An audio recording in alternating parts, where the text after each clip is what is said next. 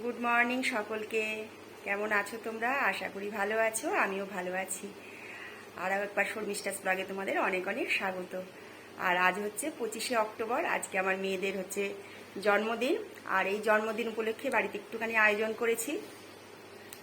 বাড়িতে কিছু অতিথিও আসবে, রান্না বান্না হচ্ছে, সবটাই তোমাদের সাথে শেয়ার করব। তাহলে আমার সঙ্গে থাকো, তোমাদের সাথে নিয়ে ভিডিওটা শুরু করলাম। আর এখন আমার স্নান পুজো টুজো সমস্তটা হয়ে গেছে। তোমাদের দাদাও বেরিয়ে গেছে অফিসে, সকালে একটু গরম ভাত করে দিয়েছি, খেয়ে বেরিয়ে গেছে। আর আমি এখানে রান্নার আয়োজন করার জন্য রান্নাটাও বসিয়ে দিয়েছি, কারণ বেলা তো হচ্ছে, ছোটোবেলা এমনিতেই দেখতে দেখতেই সময় চলে যাবে, তারপর লোকজনও বাড়িতে চলে আসবে।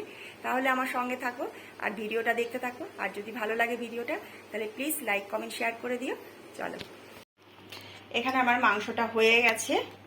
মাংসটা দিয়ে না অনেকটা জল বেরিয়েছে, ওই জলেই কষা হয়ে গেছে, তাই জল দিয়ে আর বেশিক্ষণ রাখিনি, একটু ফুটিয়ে একটু গরম মশলা আর একটু ঘি দিয়ে নামিয়ে ফেলেছি। এবার এটাকে পাত্রে ঢেলে নেবো। আর এদিকে ফ্রাইড রাইসটাও বসিয়ে দিয়েছি। কিভাবে নামাবো এখন সেটাই ভাবছি, এত বড় হাঁড়ি। দেখা যাক কি করি।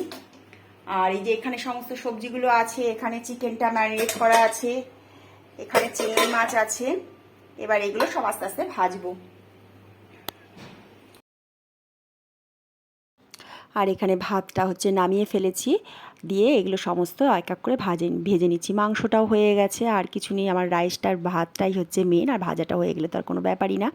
এখানে সমস্ত রকম চিকেন, তারপর হচ্ছে চিংড়ি মাছ, গাজর টাজর যা যা কেটে রেখেছিলাম সেইগুলো সমস্ত ভাজা হয়ে গেছে। আর এই যে তোমাদের দেখালাম এখানে ফিশ ফ্রাইটা, এই ফিশ ফ্রাইটা হচ্ছে তোমাদের দাদা কালকে করে গেছে, অনেক রাত অবধি বসে, জানো না তো। আর বাড়িতে যারা আসার তারাও চলে এসেছে।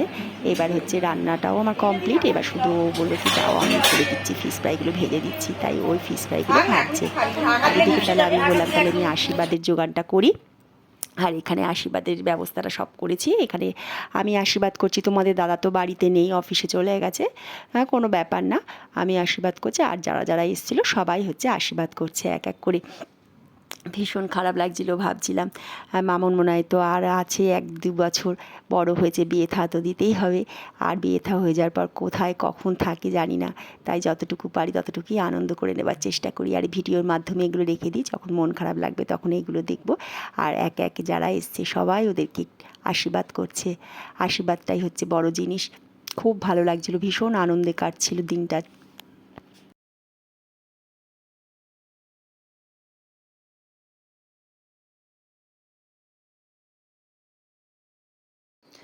আর তোমাদের দাদাও আমার অনেকটা করে দিয়ে গেছে, জানো তো। তোমাদের দাদা যদি না করে দিয়ে যেত না, আমার পক্ষে একদমই সম্ভব হতো না। সকালে উঠে ঘর দোর মোছা সবটা করে দিয়ে গেছিলো। আর তারপর এখানে ওদের খাবার ব্যবস্থা করে দিয়েছি, কারণ বেলা হয়ে গেছিলো, 2টো প্রায় বাজে। হ্যাঁ, ভেবেছিলাম কাঁসার থালাতে করব, কাঁসার থালাগুলো না খুঁজেই পেলাম না, তাই কাঁচের প্লেটেই গুছিয়ে সমস্তটা দিলাম। আর ওরা এবার খেতে বসে গেছে, 2 বোন একসাথে। আমি সব আর এখন হচ্ছে সন্ধেবেলা, এখন মেয়েরা কেক টেক কাটবে, তা বাড়িতে যারা এসছে তাদেরকে নিয়ে একটুখানি ঘুরে নিয়ে আসছি, কারণ পরে আর সময় পাবো না, তারপরে এসে কেক কাটা হবে। তাহলে এখন একটু যাই, ঘুরে আসি, আমার সাথে তোমরাও চলো। আর এখন হচ্ছে সন্ধেবেলায় একটু টোটো করে বেরিয়ে গেছি, তোমাদের দাদা আসবে, তারপর হচ্ছে মামুন মনে হয় কেকটা কাটবে, তাই ভাবলাম তাহলে চল।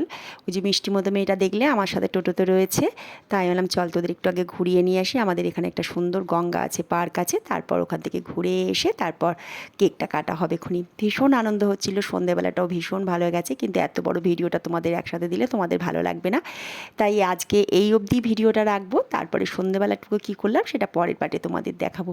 আর এখন এই যে আমরা টোটো করে যাচ্ছি সবাই। তাহলে তোমরা সবাই খুব ভালো থেকো, সুস্থ থেকো, আর পরের ভিডিওর জন্য অপেক্ষায় থাকো।